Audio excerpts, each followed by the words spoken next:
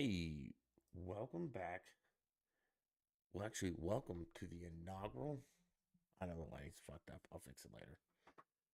To the inaugural daily dose of Dutch in Denver. Um, this is the first one of this that we're gonna do, or I'm gonna do. And like I said in the last podcast, I was going to try and do a daily one. It may not be as long. Um, or anything like that, and there won't be any guests. It's just gonna be me. And then on Thursdays we'll still have the Hollywood Higgins one. But this is we're gonna call it the daily dose of Dutch and Denver. So that's what this is. This is the inaugural version. Happy New Year, everybody. This is what you get.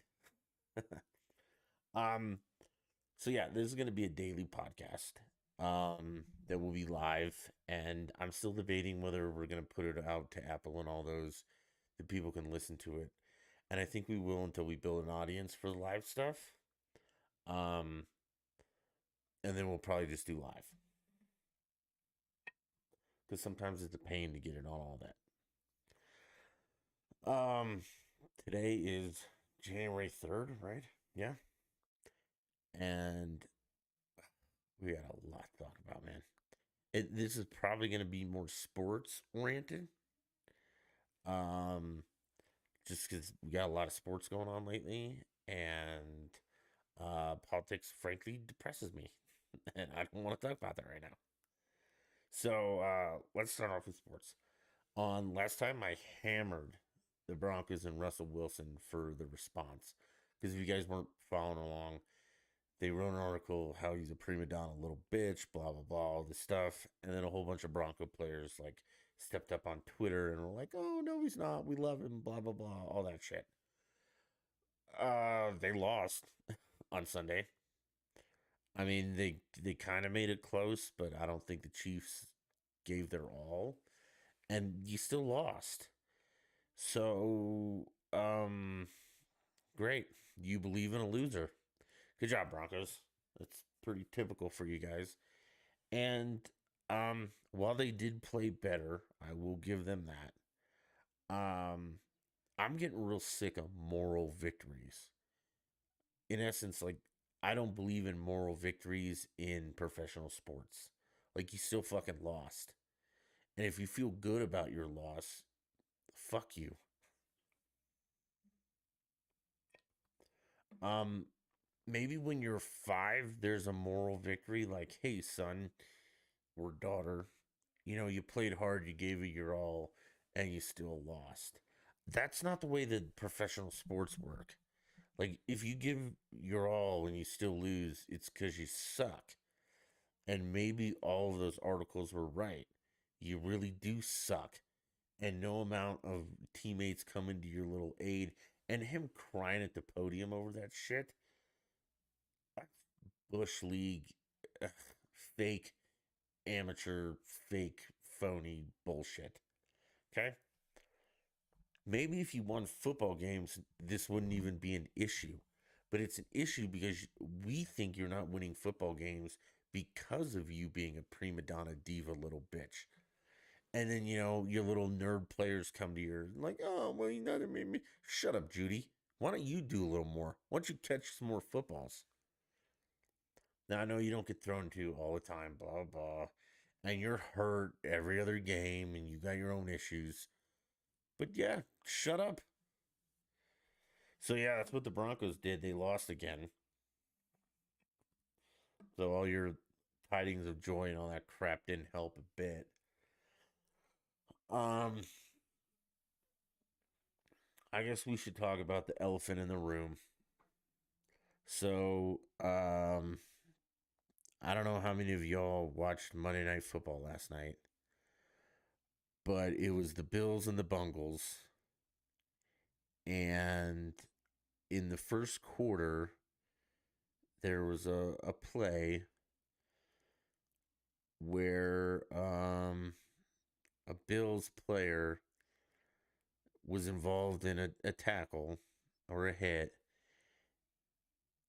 and then afterwards stood up and collapsed on the field. Um, what I know is limited. It's probably what you all know. He went into cardiac arrest. His heart stopped, and they rushed to the field, and the medical professionals performed CPR, and he was taken to the hospital, which he is currently. What I hear is, um, he's still in critical condition. He's still in the ICU, and he's intubated, so he has a breathing tube, and he's in the ICU. And it was Damar Hamlin. Okay. Um, we're not going to talk a ton about him, which I know he's the focus of. Um, from what I understand, it's a rare medical thing that happens that never happens. Well, yeah, never to rarely happens in the NFL. Um, from what I understand, it happens in soccer, lacrosse, and baseball, but it's when you at the exact precise perfect I don't want to say perfect, but at the exact precise right time you suffer an impact and it stops your heart. And like I said, I guess it happens in baseball and soccer and lacrosse more than it does in the NFL, but that's what people are stipulating happened. And I can't remember the name of it. It's CC or the initials. It's something. But a man's heart stopped on the field, and medical professionals performed CPR, maybe a defibrillator, and it seems like they brought him back, and then they took him to the hospital, and now he's in a medically induced coma with a breathing tube, and we're kind of waiting and seeing what's going to happen.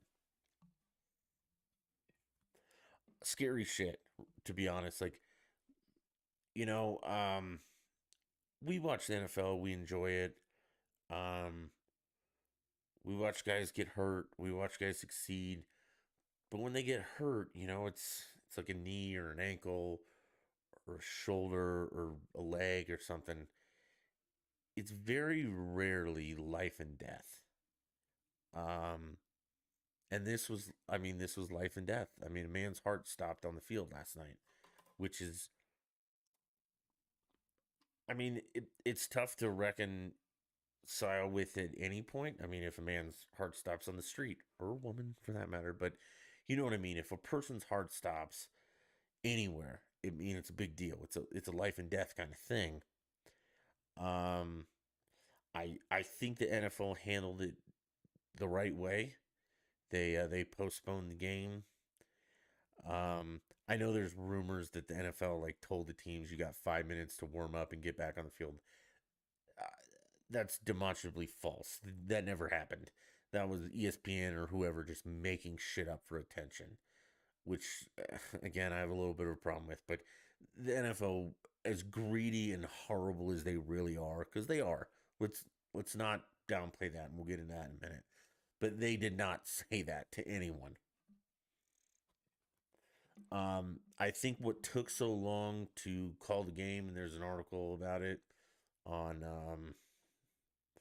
I don't know where, but someone else pointed this out that I'm not sure that even the Ginger Hammer and the refs and everybody were necessarily concerned with like postponing the game and all that. I think that was a given. I think they were more worried about the status of Damar. Okay, and in their worry about his status, they didn't come out right away and be like, "Yeah, game's postponed." Okay, they were more worried about other things. Announcing that the game was postponed was not at the top of their list. It was more, you know, wanting to know how Damar was doing. Also, like the shock of it. Again, let's key in here. A man's heart stopped in front of 70,000 people live in front of the entire nation. This was a nationally televised Monday Night Football game. Okay, I think it was given that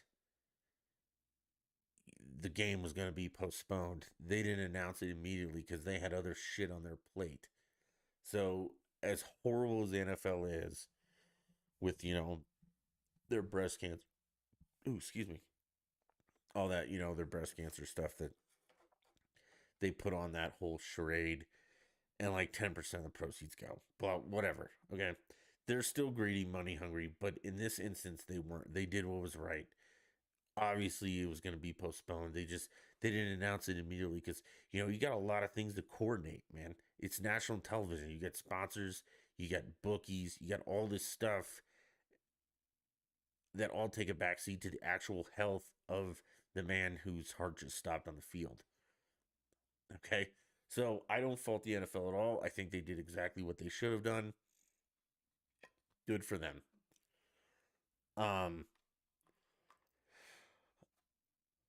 I do hope Damar makes it through this. Okay, I truly do. I don't know. I don't know him. I'm not a Bungles or a Bills fan, but I hope he makes it through it, and you know I hope he's all right. Where my problem lies, and this is where the cynical, shitty me comes out. Um, and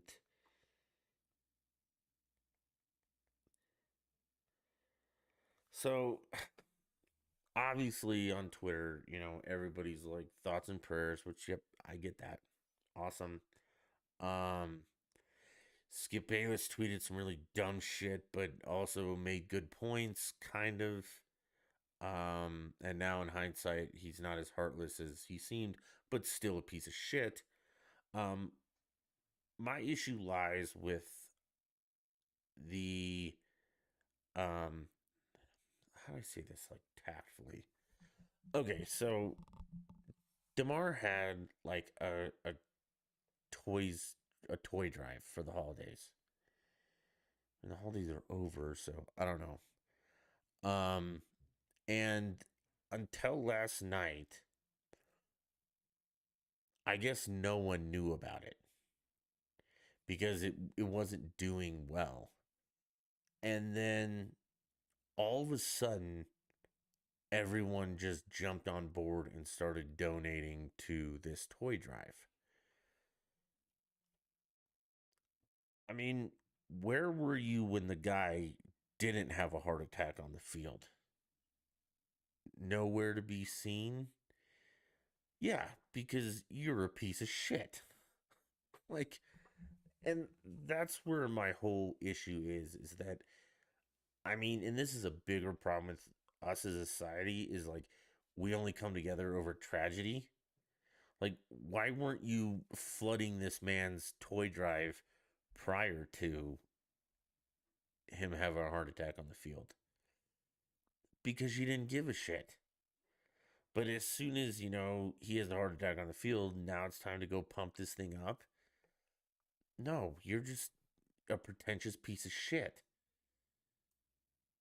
Now, while what he's doing, the toy drive is admirable, no one knew about it until then. And whoever's the person who, like, the man had a heart attack on the field, and your first thought was, like, let's Google anything we can do to promote, like, anything he's involved with. Fuck you too. And I know you weren't doing it for a good cause. Because if you were, you would have done this ahead of time. You used a tragedy to get his name out there and pump this up. And all you people that supported it, while I thank you for that, and I think it's great that you bought toys for kids during the holidays, um, I feel like you're doing it a little bit just because he had a heart attack on the field, which kind of makes you a piece of shit. It's kind of like the whole. Now, I'm not comparing him to 9/11, but like when we were nice to each other after 9/11, you're all pieces of shit. You probably should have just been nice to each other all the time. But we don't do that. We find a tragedy and then we come together. I don't understand why we just can't come together. Cause you're all soulless fucks. That's why. And like I said, the sentimental thoughts and prayers and stuff like that were all really great. But, everybody who just steps up and all of a sudden now gives a shit. Fuck you. Really? I mean, the guy's toy drive was probably around for a while prior to this, and it took him having a heart attack on the field for it to get noticed. That's really shitty. And it just, oh, God. It was just so, it was so fake. And that's the whole problem. Like, uh, really, who fucking cares about the toy drive? A man's heart stopped on national television on a football field, and your first instinct was to go find this toy drive and start promoting it, you're a piece of shit. That ain't gonna help him. Maybe you should go donate to the cardiac center at Cleveland General or whatever. That might help him. It's just the amount of fake was just, it's really concerning. And I don't know why I just thought of it then, because it's always fake. Every time there's a tragedy, all these people are like, oh, me. Fuck you guys. You're the problem of this world, you fake fucks. It's like the Broncos. Fake fucks. Russell Wilson's fake. All the players standing up for him are fake. You guys suck. Shut up, nerds. Um, See, I mean, I feel really bad for that guy and his family. Like, I can't even imagine what they're going through. Because, like I said, we see injuries in football and all sports, but they're usually, like an ACL, an ankle, a leg, shit you're not gonna die from. Like your family sit in the stands and yeah, you tore your ACL, you limp off, you're not gonna die. Watching, your kid, your husband, your brother, your sister, somebody's heart stop, that's life and fucking death. And that's just gotta be, I mean, I don't know. That's just, I mean, that's another world, man. And I feel for the family and stuff. I'm not gonna donate to the toy drive though. That's completely irrelevant to what's going on right now. I just hope he wakes up and he gets better. I hope he lives. I don't necessarily hope he plays football again or anything. I just hope the man lives. That's probably where we should have been at. Just hope the guy lives. Fuck his toy drive. Fuck all that stuff. Just hope the man lives. Be better people. Don't be fake. All right, yeah. So that's what happened last night. Super. Um, Again, also I'm not sure it was like gut wrenching. Like I hope the NFL doesn't go overboard with this. Honestly, like this is a one in a million kind of thing. I don't think it's ever happened in football. I guess, like you said earlier, it's happened in soccer, baseball, um, lacrosse. And if that's indeed what did happen, that CC thing, that's like, you get hit and then your heart stops. It just has to happen at like the precise moment. I'm not totally sold, but I'm not a doctor also. Because he got hit and then he stood up and then he passed out. So I don't know how that works. Maybe you got a couple seconds. But I hope the NFL doesn't go overboard and, you know, go nuts with new rules and stuff because of, an anomaly. Um, I mean, for the first year, I don't know if this is the first, but the Pro Bowl is going to be flag football. Like I mean, that's kind of stupid if you ask me. Um, and I know why they're doing it. It again, this is because the NFL is fucking greedy, and they just need to get one more game in, one more something in. It's why there's 17 games in the season now. It's because they want more money, and I don't think they're ever gonna give up on that money. Like they are greedy fucks. Okay. Um, that's why half the teams in the league get in the playoffs. You can have teams under 500 hopping in the playoffs because the NFL makes a shitload of money and they want to make a shitload more. For all I care, we don't even have to play the Pro Bowl. Just name them to it. We do not need to have a flag football game with grown men, grown professional football players running around playing flag football. But we do because the NFL needs to make money, more money than they already do. So, I hope they don't go overboard with dumb rules and stuff trying to prevent this kind of thing from happening. Because from what I understand, if it is what everyone's saying it is, it's not necessarily preventable. Um, it just, I mean, I guess no contact would make it preventable. So if the NFL turns into flag football, I'm out. And, again, that also brings me up to the fake people who are like, if the NFL makes this game happen and, they continue the game, I'll never watch again. Shut up, nerd. You'll still watch, okay? What about when the NFL was kneeling for the country that allowed you to say dumb shit? Did you stop watching then? Of course you didn't. I did, actually. I took a long break from the NFL because of that stuff. Um, and now that they've toned it down because they realize that nobody gives a shit about that crap and we're not going to watch and listen to that shit, they've really toned down the anti American rhetoric. Well, kneeling for the anthem isn't anti. Yes, it is. Okay. And we're not debating this tonight. Okay. Because you're wrong and I'm right about this. And fuck off. It was anti American. Okay. So yeah, I'll fill you in as I know. Hopefully, you guys will know too. But we'll keep along with it. I think the NFL did the right thing, postponing the game. Obviously, they were going to do that. I hope the guy gets better. I really do. I hope he wakes up and lives to be playing. You know, I don't know if no news is good news or no news is bad news. I hope the man lives. That's about all I can say for that. All right, let's move on to more infuriating things. Um, this past weekend was the first round of the college football playoffs. Once again, the Big Ten took up two spots, lost both games, and it's a wasted spot.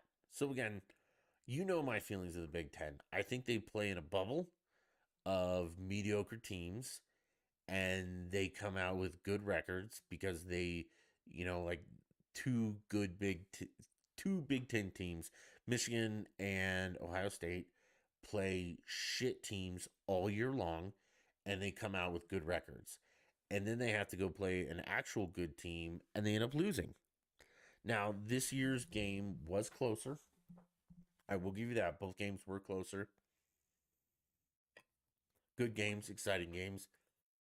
But also, I mean, Georgia obviously didn't play to their full potential because, they haven't allowed 10 points in a single game all season. So their defense wasn't on point. Some key injuries with TCU, things like that, allowed these dog meat teams to stay in it. And there's where my problem lies is that you know, I think there were far more deserving teams than Ohio State and Michigan. They got in based on their record alone, not strength of schedule. And I think that NCAA football needs to look at strength of schedule, kind of like the basketball does. I think it's an RPO. I'll think of it, but they look at strength of schedule. When they come up with their rankings, and NCAA football doesn't. I don't know what they look at, to be honest. Um, Utah, I thought was a very good team. Penn State destroyed them. Um, I also think that the month off is not good for these kids because it's like it's a break in the season, a long break in the season, and then you have to come back and be elite status. I think a lot of them also kind of half-ass it because, I mean, you don't want to get hurt in your last game when you have the prospect of going to the NFL draft. I mean, if you're playing in a playoff game or even the Rose Bowl or something like that, and you tear an ACL, your draft stock could dwindle significantly. I don't know how to fix that though. I'm working on that. I don't think making a bigger playoff is going to help. More teams in the playoff, unless you're going to start right after the championships, like right after the Pac 12, the Big Ten, all that stuff. And so these kids don't have a month-long break to fuck around and, you know, and then they come back and they need to go to an immediate high level and play in meaningful games. Um, Frankly, the only meaningful games are the two playoff ones because the rest don't really matter. Um, as for your body of work. So I don't know. I just think it's a poor way to set things up, and um, I think the Big Ten should have a moratorium. They cannot be in the playoffs for the next 10 years, because if you listen, I don't know if it was Ohio State or Michigan, but they showed like the last playoff appearances for the last 5 years that they've been in it. They've been destroyed every single game. It's like 40-6, 50-12. They don't belong there because they play in a bubble.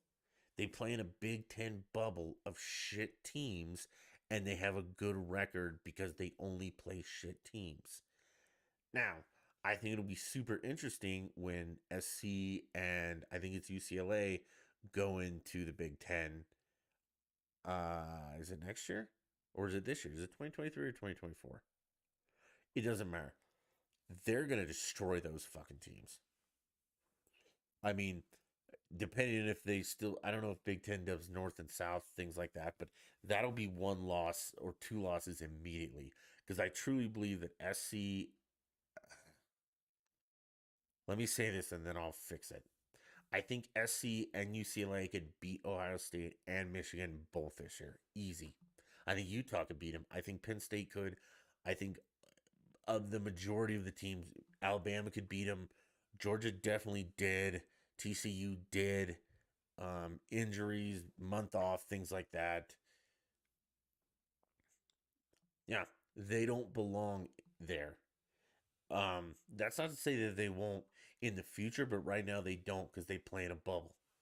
The Pac-12. I've long said, they cannibalize themselves. You have so many good teams that you have to play. Oregon, UCLA, Utah, USC. I mean, you got four top 10 teams right there that any one of them could win. So, you could have a team come out of there with three losses out of those four and still be a top 10, top five team. Michigan, Ohio State, they don't have to play anybody. They play each other at the end of the year, and Ohio State got destroyed at home. That should have bumped them to 30th, but it didn't because again, I know it's about money and they sell tickets because they have the dumbest fans in the world. Blah blah blah, all that. I don't know what to do about it. I say get the Big Ten out of there for a 5-year moratorium because I'm tired of them taking up playoff spots that better teams could be in, and then they just embarrass themselves. And I mean, we knew it was going to be TCU and Georgia. Well, we knew it was going to be Georgia. No one was going to beat Georgia, and Georgia played like shit and still beat a Big Ten team. Okay, um, TCU down the stretch, we knew it was going to be them, and they played like shit. They had a bunch of injuries, and they still beat Michigan. Okay, so get those guys the fuck out of there. They don't belong there. They need a moratorium. At least those two schools, because they're not as good as their record says. Because again, they don't play anyone throughout the season. Playing like Western Ohio State doesn't count. Fucking going up against UCLA, UC, or USC, UCLA, USC, Utah, things like. I mean, Utah beat us twice. And then now we can talk about the real thing. USC can go fuck themselves. I'm done until they win a championship. I'm sorry, man. That is what I saw from them in the past two games, the Utah, the Pac-12 championship, and whatever bowl, the Cotton Bowl, whatever they were in.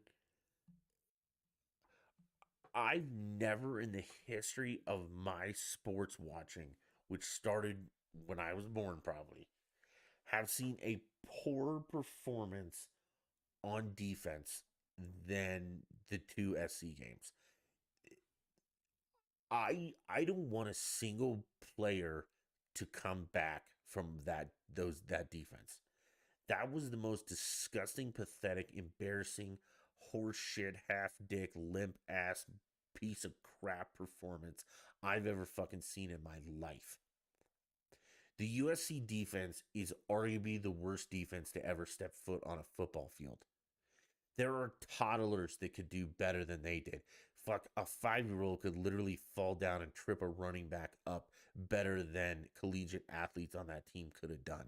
That was a pathetic display, and I'm embarrassed to be a fan of that team. Now, that being said, Link, you better get that shit together next year. I'm not sure how much of that defense was you're doing. I would hope none of it. Because again, that was the most pathetic excuse for defense I've ever seen in my life on any level. We're talking Pee Wee football to the pros. That was disgusting what they allowed Tulane and Utah to do to them. You, it, it would have been better off if there had been no defense on that field and let the turf monster get those teams. They can tackle better than you can. It was disgusting how pathetic they played.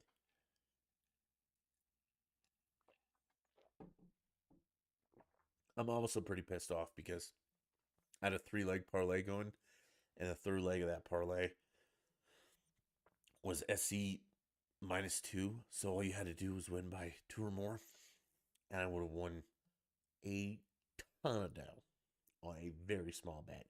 And you guys fucked it up in unbelievable fashion. Again, it's the most pathetic thing I've ever seen in the history of sports. The meltdown that they had in those two games, because our offense, let's be clear, can score at will.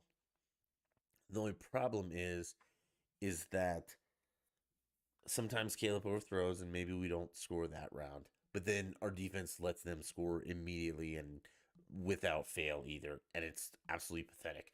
One stop and we would have won that game, and our defense couldn't come up with one stop, and it wasn't even like they were trying. Like that one kid, TJ or Tajay or whatever his name is, the back for Tulane. That guy ran it in from 3 and broke like 7 tackles. Okay, if 7 people touch you in 3 yards and you can't get him down, you can go fuck yourselves. That was a pathetic display, and it was disgusting. And I'm, oh, sorry, and I'm out. That was horrible, and I'm almost. I mean, so again, part of me wants to be done because I'm not a fair weather fan, but I'm not going to support monkey shit like the Broncos. They're monkey shit. And SC's defense was monkey shit. So part of me is like, fuck them, get better, show me that you give a shit, and I'll be back. And then the other part of me is like, well, that wasn't Link's defense. Okay, so let's give him that year. Next year better be fucking different, and you better win a national championship, or at least be in the hunt. Because you weren't, that's the other thing. They were in the hunt, man. They were in that playoff. They were number 4, and they went into the Pac 12 and took a crap everywhere, and the defense fucked us again. I know Caleb Williams is hurt with a hamstring. Also, I probably would have sat him and put the backup in if the defense could just stop one drive, but they can't. So you have to have Caleb Williams in, and it's a catch-22, and it's fucked. Let's see what next season brings. I'm not happy about it, though. I was so mad on Monday. I I saw red. It was fucking pathetic. I can't believe that those guys were allowed on a football field. And yeah, I'd say it to their faces, fuck them. You guys are the USC defense, besides Tua, whatever his name is, are a bunch of pussies. And you guys are fucking terrible at your jobs. Now, I'm not going to call out any specific kids just because people are like, well, you shouldn't yell at college. Fuck you, I can yell at you now. You get image and likeness money. And your image and likeness is now out there and we're paying you for it. So I get a shit on it when it's bad. And it was the worst I've ever seen. And we're just going to leave it at that because I don't think I can be any angrier. Talking of shitty teams, the Avs are fucking terrible. Gorgiev needs to get the fuck out of net. He is so bad. Um, and I know that Francouz is hurt, so he can't step in. But man, Gorgiev is really bad. They were up 4-2 and ended up losing in overtime. Man, fuck him. He's just always out of position, and I'm not like a hockey expert, but I've watched a lot of it. He's always out of position, or he doesn't know where the fuck the puck is. So I don't know if he needs glasses or an energy drink or something. But he makes one stop, it hits him in the chest. The puck drops in front of him, rolls to the left or the right, and he's just still standing there like I stopped one, and then they just score. It's or they just hit him glove stick side. He's fucking terrible. No wonder we got him for I think nothing. But they play tomorrow night, and we're getting some players back. McKinnon's back. Natushkin and Darren is back. There was one other guy. So we're getting players back, which I'm happy about because then we can score more goals. But I'm not too enthused because we might be able to score 6-7 goals a game, but fucking Gorgiev's gonna give up 8 or 9, and it won't matter. And if your team's up 4-2, that game's done, or it should be. But then it's not. And like last night, they tried to fight back, and I don't know. It's just tough. You were so good last year, and now this year you're just middle of the pack, almost bad. I know points. I think they're still somewhat in it, and there's a lot of hockey to be played left. I don't have a lot of faith because I hate Gorgiev so much. That guy is so bad. I think we should just put Francouz in. He should be the number one. Gorgiev can be backup, and we'll lose every 5th game. I'd be okay with that because I think Francouz is better.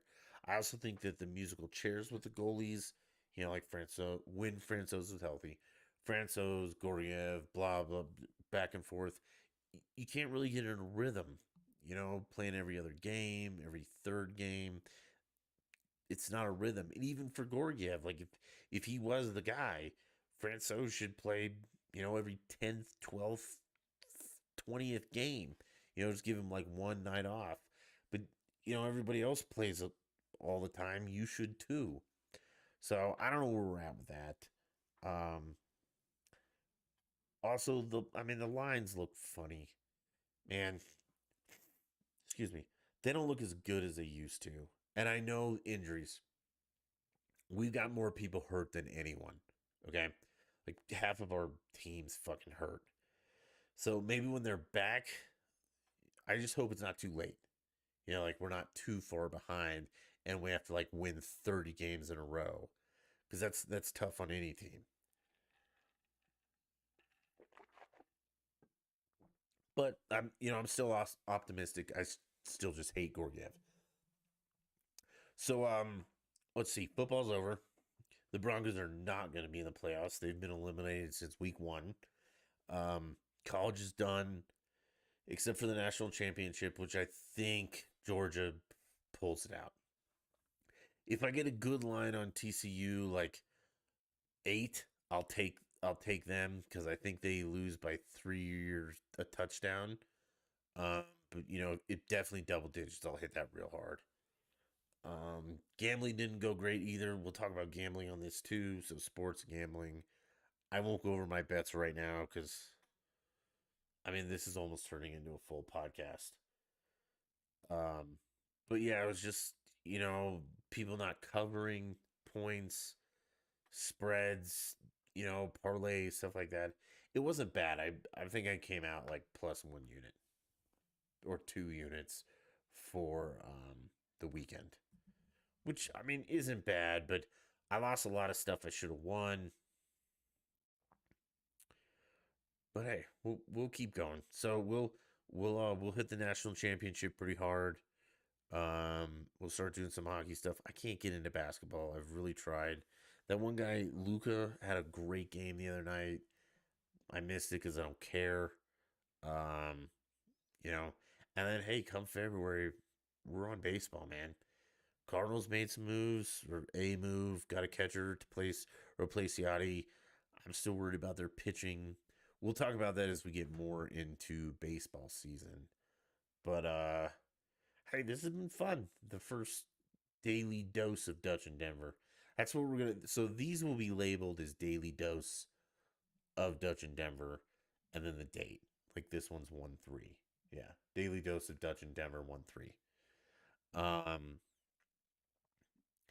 I think I'll post, like I said, a couple on the podcast platform so you can listen every day if you want. I hope eventually this turns into like a live radio show where everybody tunes in then and then it's just done. But I guess we have to podcast it anyway. So yeah, it'll probably always be on there after the fact.